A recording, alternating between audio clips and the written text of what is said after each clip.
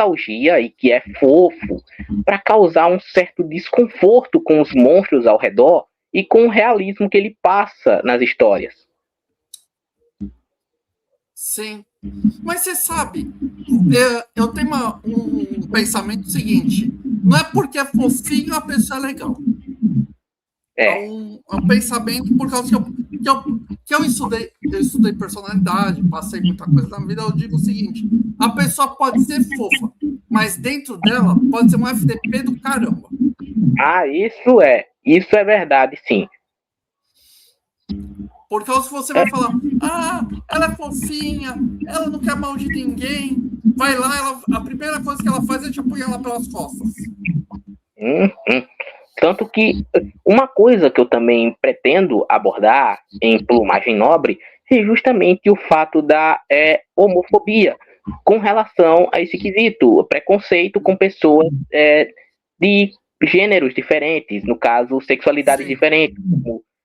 Como é inspirada na Revolução Francesa, eu tomei posse de inspiração de uma pessoa que é considerada o primeiro transexual da história, que seria um homem chamado Chevalier d'Eon, que ele se vestia como uma mulher e enganava perfeitamente qualquer um que visse ele. Sei.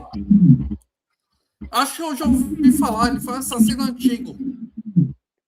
Ele era um espião e assassino. Eu tomei posse desse personagem porque eu queria que ele tivesse importância por ter sido alguém tão icônico. Ao meu ver, uma pessoa icônica, seja de personalidade ou aparência icônica, ela é interessante por justamente ela fugir do padrão. Sim. Mas ao mesmo tempo que você foge do padrão, você vai se tornar padrão para outra pessoa. E outras pessoas copiam você. Você pensa o seguinte: não existe. O padrão da sociedade, todo mundo pensa que está quebrando os paradigmas, está quebrando os padrões. Hoje em dia está todo mundo com o mesmo tipo de pensamento, o que fala que quebra o padrão. Quando você pega a parte de nós conservadores, seguindo as coisas mais corretas e coisas direita, a gente está recolocando o padrão que foi dominado por mais de 30 anos, que foi modificado ao decorrer dessa área. Sim. Inclusive, nessa HQ, o Dance com Seus Pecados, ela é pesada, mas ela joga na cara muita coisa. Por exemplo, o que eu posso dizer eu entrei em contato não entrei em contato, né? Eu descobri recentemente uma doença que geralmente dava em pessoas que ingeriam carne humana, onde a pessoa não consegue parar de rir. E uma parte dessa HQ eu pretendo mostrar a protagonista vendo pessoas que tiveram de apelar para o canibalismo por não terem condições de comida. Entendi. E ela vai ver eles tendo crises de riso, mas eles vão chorar, porque eles estão fazendo aquilo contra a própria vontade. Eles estão fazendo porque precisam sobreviver.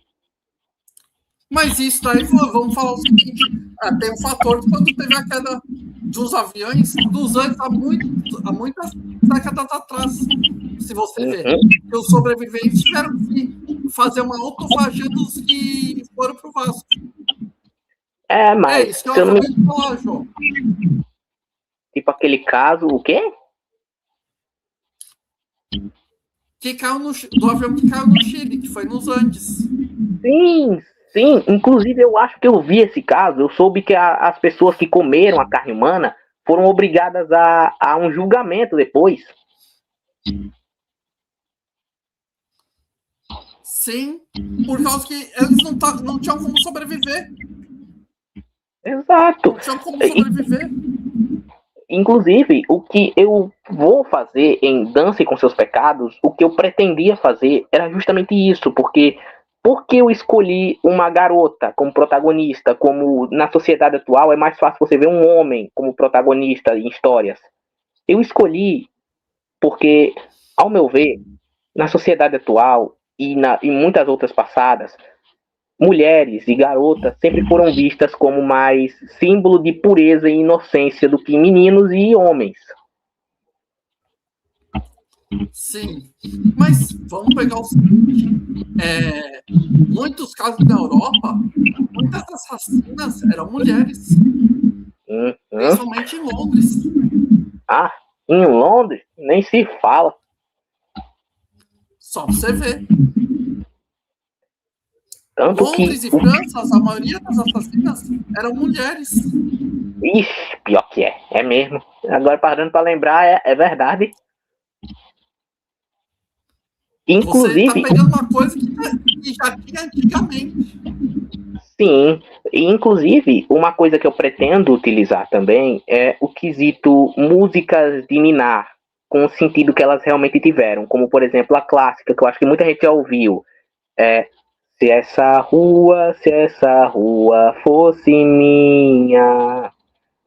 O que eu pretendo utilizar é novamente o fofo se tornando macabro. Nesse quesito, o que eu posso dizer que iria acontecer?